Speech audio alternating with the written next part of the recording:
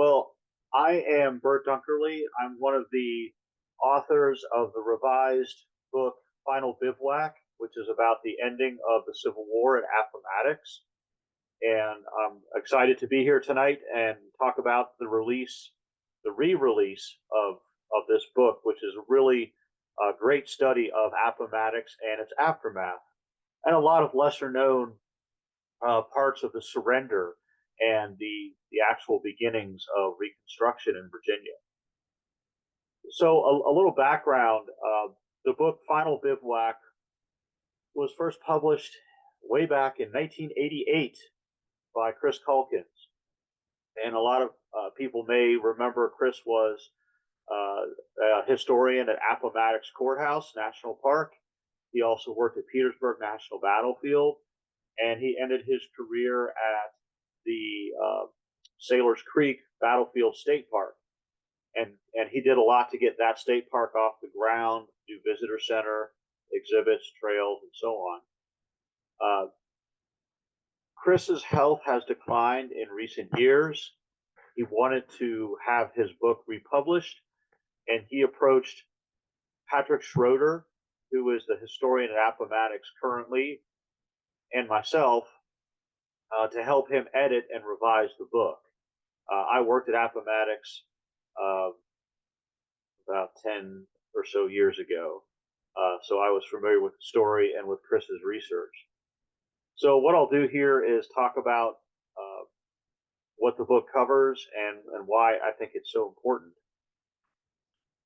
The Appomattox campaign ends with the two armies converging on that little village in early April 1865. There is a final battle, and that is covered in Chris's other book called No One Wants to Be the Last to Die. And that's another book that Patrick and I revised with Chris to get it republished. That talks about how the armies got to Appomattox and the final two battles that were fought there on April 8th and April 9th. After that, of course, the surrender meeting happens. And going forward, that's what we're going to talk about with the Final Bivouac book. So, a lot of people know about the surrender meeting between Lee and Grant. That's really just part of the story at Appomattox. It's really just the beginning. The map here that I'm showing indicates the positions of the two armies and the village right there in the center. The Union troops are in black on the bottom and on the left, and the Confederates are in gray. And you can see General Lee's headquarters in the upper right corner. There was a final battle. As I said, the Confederates are not able to break out. And so flags of truce go out around 10 in the morning on April the 9th. And the two armies will stop fighting, roll back, go into camp. And that very afternoon, Lee and Grant meet for the surrender meeting. There are a lot of myths and misconceptions that surround Appomattox. One of the biggest ones is that we have the county courthouse there, which you see on the left. Nothing happened in the courthouse over these couple of days. The surrender meeting took place in a private home called the McLean House. A lot of visitors come to Appomattox and they go to the courthouse. They think that's where the meeting took place, but it didn't. And one of the other myths that's grown out of Appomattox is that the surrender meeting took place in an apple orchard. What actually happened was when Lee sent word that he was going to meet with Grant, he waited for a response in an apple orchard, learned that Grant was on the way, and he left to go meet him at the McLean House. Well, after the Confederate surrender, Union troops misunderstood. They thought that Lee was meeting Grant in this little apple orchard, and so souvenir hunters descended on it and cut up these apple trees for souvenirs. So even today, you might see in museums or hear about pieces of the apple orchard where Lee and Grant met, but it didn't happen that way. They meet that afternoon in the McLean House, And this is a painting of that meeting in the parlor. This painting shows who was there. It's probably the most accurate depiction of the many that are out there. There were only two Confederates, General Lee himself and his aide, Charles Marshall. And Marshall's on the far left in this painting. And there's several Union generals and staff officers who were there, along with Grant. The meeting is fairly straightforward, just about an hour and a half. The Confederates agree to surrender their weapons. Military equipment has to be turned over, and Grant says that the Confederates are going to be paroled, meaning they're going to be allowed to go home and remain undisturbed. And the two generals depart, and that's where most people's knowledge ends. But really, that's just the beginning of what happens at Appomattox, because the meeting happens, but then everything has to get put into motion. We're talking about a lot of preparation. We're talking about thousands of troops, lots of equipment, lots of details that need to be worked out. And these are the things that Chris's book gets into after the surrender meeting takes place. Now, the McLean House has an interesting story. When you go there to Appomattox today, the house that you see is a reconstruction. That's it on the left, the original house. You see in a photo on the right. The original house was torn down after the war with the intention of moving it and setting it up as a Civil War museum. But when the house was dismantled, a financial recession hit the country, and the house was never reassembled. So it was torn down and then left, unfortunately. And today, the house has been reconstructed using some of the original bricks and materials on the exact foundation. So it's in the same place. And today, if you visit the park holds a lot of special events. Obviously, a big one in April on the anniversary. You see a lot of reenactors there doing living history programs focused on the surrender meeting. And this is just a photograph of the ruins, what was left of the McLean House. It sat there for decades before it was reconstructed. Kind of a sad fate for such an important site. Now, I said that surrender meeting just set things in motion. What happens next is on the following day, April 10th, there's a commissioners meeting. Each army appoints 3 commissioners who will oversee the details of the surrender. It's going to be 3 Union and 3 Confederate generals, and from left to right, we have General Wesley Merritt, Charles Griffin, and John Gibbon. And on the bottom here, we have the Confederates, General Pendleton, Longstreet, Gordon. They meet also in the McLean House the next day, and they work out the actual arrangements. And the surrender will occur over the next 3 days with a lot of ceremony, formality, and procedure. Grant wanted an actual formal surrender ceremony, and so they work out the details of turning over the equipment, who's going to march in, how things are going to get received and distributed, all those kind of details.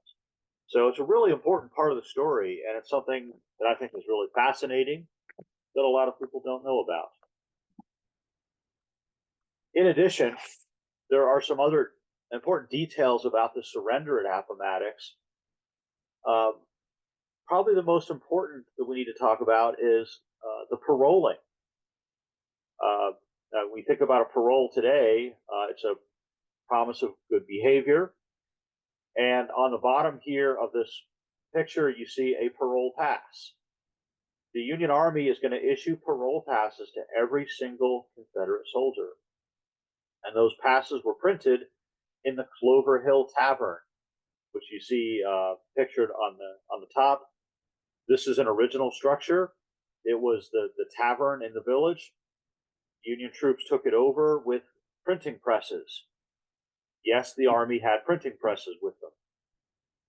And what they did was overnight, they printed thousands of these blank parole passes, which were then distributed to the Confederate Army, and the Confederates are going to, the officers will fill these out for their troops.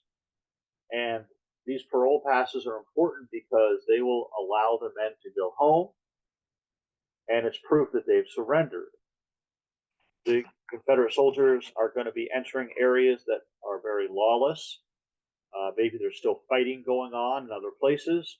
And so this is a pass that shows that they're a surrendered soldier on their way home, free to go, and not to be disturbed or interfered with. So this is really important. So I mentioned that the surrender is going to unfold over the next 3 days. And this is, again, really fascinating. We get into the actual details of how it happened. Everybody just didn't go home. So on April the 10th, the Confederate cavalry is going to surrender. There weren't many left. A lot of the cavalry had actually gotten away and made it to Lynchburg, which is about 20 miles to the west. But the remaining cavalry that was still there is going to turn over their weapons to the Union cavalry. Part of the surrender agreement was that the men could keep their own horses. A lot of these men are, they're using their personal horses so they can keep them for their journey home. Then on April the 11th, the Confederate artillery will surrender. Confederates had about 100 pieces of artillery, and this is simply a matter of assembling the guns, lining them up, parking them, and turning them over to Union officers. The reason why the cavalry and artillery were surrendered first is because of the state of the horses. A lot of these animals were, horse and men were not well fed, and Appomattox County was a very rural area without a lot of sustenance, and you've got a lot of people and horses here consuming resources. So the idea was to get them on the way home and out of Appomattox County first. The next day, which is April 12th, is probably the most impressive day of the surrender process.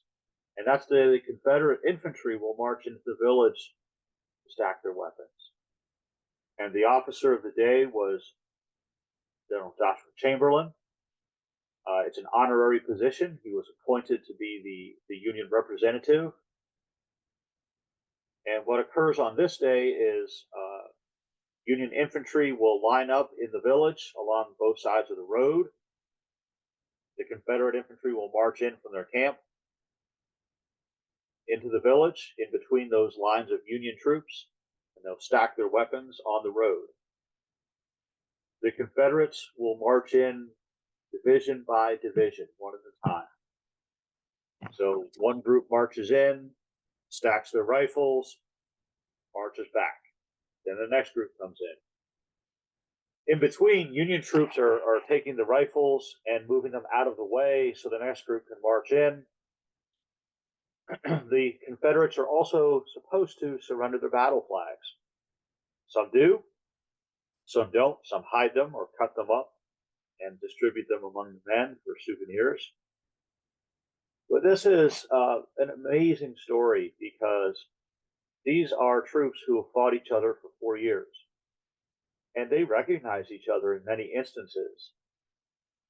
There are examples of Confederate and Union soldiers recognizing each other and saying, we fought you at Gainesville, or remember different battles that they fought against each other.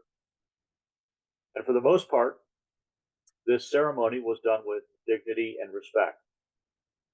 There were a few instances of tension and some bitter words, but no fistfights or anything.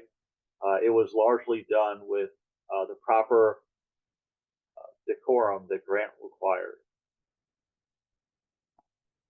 One interesting, ironic thing is that by April 12th, Lee is not here. Lee has departed. He is going to leave for Richmond, where his wife is living in a rented house downtown. Lee departs with a Union cavalry escort. He is going to take 3 days to reach Richmond. The escort will not accompany him all the way. They'll let him make the last day's journey by himself. So Lee is not present for this particular part of the story. And most of the Union Army isn't here either by April 12th. And I'll get into that more in a second, but the Union infantry has been dispatched to other places. So on April 12th, there are more Confederates at Appomattox than Union troops. There's only one division of Union infantry here, the one that is here from the 5th Corps to receive the surrender of the Confederate infantry. And here's another photo that shows what that would have looked like. Federal troops on both sides of the road, Confederates marching in to stack their weapons in the middle of the road. It's a very powerful ceremony. Everybody who wrote about it talked about how moving and amazing it was to see that and participate in that. I mentioned that not all the battle flags were surrendered. This is from the museum there at Appomattox Courthouse. It's an example of a battle flag, 24th Georgia. Star from that flag. The regiment cut up that flag and divided its pieces among the soldiers to take home as souvenirs. Now, one thing that's really important about the aftermath of Appomattox is that the war wasn't over. Lee only surrenders his army at Appomattox. So the other Confederate armies are still in the field. And the other Confederate army that's nearby is the Army of Tennessee, which is in North Carolina. I hope that's not confusing. They're in Greensboro, North Carolina, which is about probably 80 miles south of Appomattox. The commander, you see here on the left, Joe Johnston, and one of the generals and Secretary of War, Breckinridge, is there. General Sherman commands the Union troops facing them in North Carolina. They've made their march across the Carolinas, and by April, the two armies are facing each other in central North Carolina. And Lee was attempting to get to Johnston's army and join forces. Obviously, that didn't happen. But with Lee's army now out of the way, Grant will dispatch the Union 6th Corps to North Carolina to assist Sherman. Well, as it turns out, they're not needed. The house you see there on the bottom is the Bennett Place near Durham in North Carolina. And on April 26th, Sherman and Johnston reach a final surrender negotiation. They had a previous meeting. We could do a whole other talk on that sometime. But the bottom line is on April 26th, they reach a final agreement. The 6th Corps had made it as far as Danville, which is on the Virginia-Carolina border. And they will stop at that point.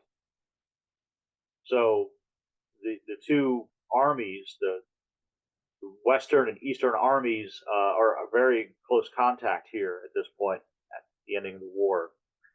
But with the surrender there at the Bennett Place in Durham, now the North Carolina Confederate Army is out of the picture. But returning back to Virginia, this map shows you the central part of Virginia that the two armies are covering. Appomattox isn't labeled, but it's about in the center of this picture. After the initial meeting between Lee and Grant, Union troops are going to spread out and go in different directions. So some stay at Appomattox to oversee the surrenders. 6th Corps, I mentioned, goes to Danville, which is south on the North Carolina border, on their way to assist Sherman.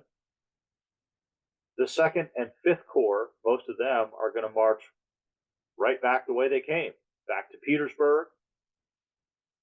And they're going to be marching north to Washington for the Grand Review, which will be held at the end of May.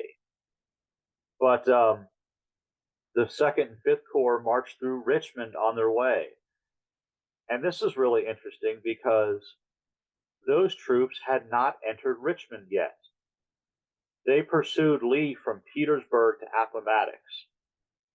Richmond was captured by Union troops from the 24th, 25th Corps. So these Union soldiers who fought around Richmond for a lot of the war finally get to see it. And they actually have a formal march through the city of Richmond. They go by landmarks that they wanted to see, like Libby Prison, the Confederate Capitol, the state capitol building, and they have a grand review in Richmond. A little bit later, the Sixth Corps, which turns around from Danville, marches again, same route up to Petersburg, up through Richmond, towards the Grand Review in Washington, and they will do the same thing. They march through the downtown Richmond to see the landmarks. The Ninth Corps, which a lot of people forget about, was part of this campaign as well. The Ninth Corps didn't get to Appomattox. They were following in the wake of the armies as they moved towards Appomattox. The Ninth Corps had a special assignment. They were to take care of Confederate stragglers who were picked up. As the Confederates retreated, of course, a lot of men drop out or can't keep up. So the Ninth Corps is rounding up prisoners and stragglers, a lot of abandoned and captured equipment on those country roads. And the other thing that they're doing is they are responsible for rebuilding the South Side Railroad, which runs from Petersburg to Lynchburg. That railroad was a different gauge from what the Union Army was using. The Union military railroads use a certain gauge, which is the distance between the rails. And the Ninth Corps was basically rebuilding that railroad so that it would fit the gauge that the Union Army needed, so that they could run supplies and communications more quickly. So that's what the Ninth Corps is doing. And when the surrender happens, they don't get to Appomattox. They're still several miles away, but they will stop and basically perform some occupation duty and then march back towards Petersburg. But in the wake of all these armies leaving, there are still some troops left behind, and they are going to spread out across this part of Virginia on occupation duty. And here we see the ending of the war and the beginning of Reconstruction. Union troops are going to fan out and set up garrisons in places like Lynchburg. And it wasn't called Roanoke yet, but what would be Roanoke, and of course Petersburg and other important places. And what they're doing is they're maintaining law and order. They're the local police. There's a lot of chaos. There's a lot of lawlessness. There's a lot of plunder and stealing. A lot of unarmed groups or armed groups roaming around the countryside. So they are there to enforce local laws, run courts, distribute rations to the destitute, and they're also helping to they're helping freedmen adjust to freedom. They're going to help formerly enslaved people negotiate contracts for work. They are doing all kinds of, they're rounding up all kinds of abandoned military equipment that's everywhere. Broken down wagons and cannons, abandoned rifles that are all over the place. They're rounding up Confederate stragglers. So they're doing all of those things. And that's going to continue all through the summer and into the fall and beyond. A couple of interesting events happen in the wake of Appomattox. Big one, of course, is Lincoln's assassination just a few days after the surrender. And when that happens, it really changes the mood. Union troops are extremely upset.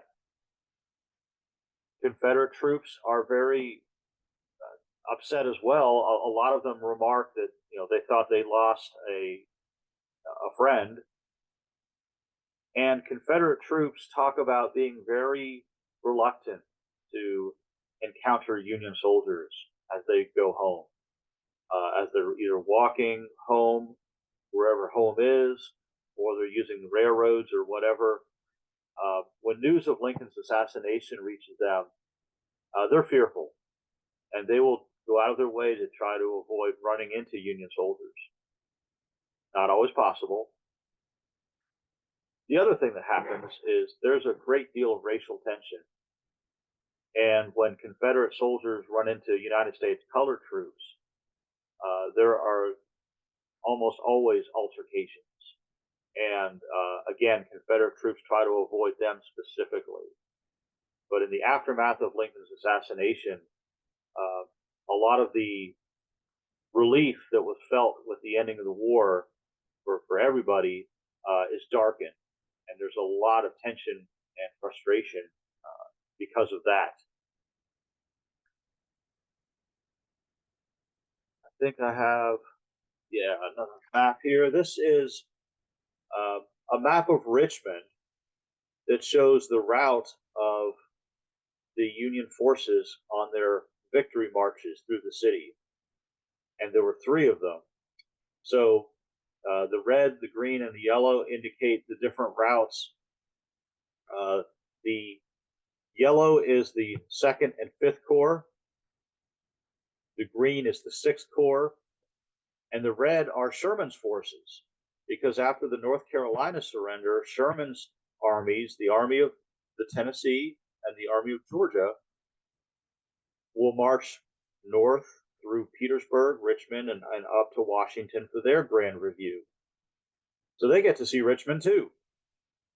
And I know it's probably hard for our viewers to see the details here, but the lower right is where Libby Prison is. That's why the marches sort of veer to the right to take in Libby Prison. And sort of in the center, right of center, you see an area with a lot of little circles and squiggly lines. That's the state capitol. And the grounds, the walkways on the state capitol grounds. So everybody wanted to go by and see where the Confederate capitol was, the actual where the Congress met. And Henry Halleck was in Richmond for these reviews, those reviewing stand, as he watched the Union troops march through. So pretty amazing part of the story that, again, a lot of people aren't familiar with. So that's it for our pictures. There's a couple other things I want to point out that I think are really great about Chris's book. He did a lot of research, cutting edge research. This was 1988, and records weren't as accessible as they are today. There hadn't been all the studies and research that we have now since then. He was really laying the groundwork for what we know about Appomattox. His book also has some appendixes. One of them is about the strengths of the armies. And he does a great study in detail about how many men the Union Army had and how many of them actually got to Appomattox, because not all of them did. And of course, how many men the Confederates had. And really good in-depth study that answers a lot of questions and addresses some misconceptions about that. And if you want to know, Lee surrenders 28,000 men at Appomattox. Chris also was the kind of researcher who wanted to get his hands dirty and wanted to go find things, the actual site of things. So he did a lot of archaeology at campsites and battlefields following the route of the armies. And again, this is before a lot of markers. There was no Civil War trail system yet. That comes out of this. But Chris, with permission, did a lot of metal detecting at the battlefield and campsites. And he identified where the armies marched, the routes that took, the campsites, was able to identify what types of ammunition different units had. I was able to identify battle lines for some of the fighting, the areas of fighting at Appomattox, and even found details about when the surrender happens. A lot of the troops just dump their ammunition; they don't want to carry it anymore. So some of these campsites have just piles of bullets. Interesting things like that. And uh, Chris also goes into a lot of detail about the types of weapons and ammunition that the armies carried. There was a great variety. He did a great study in one of the appendixes about how they were armed and what they were using.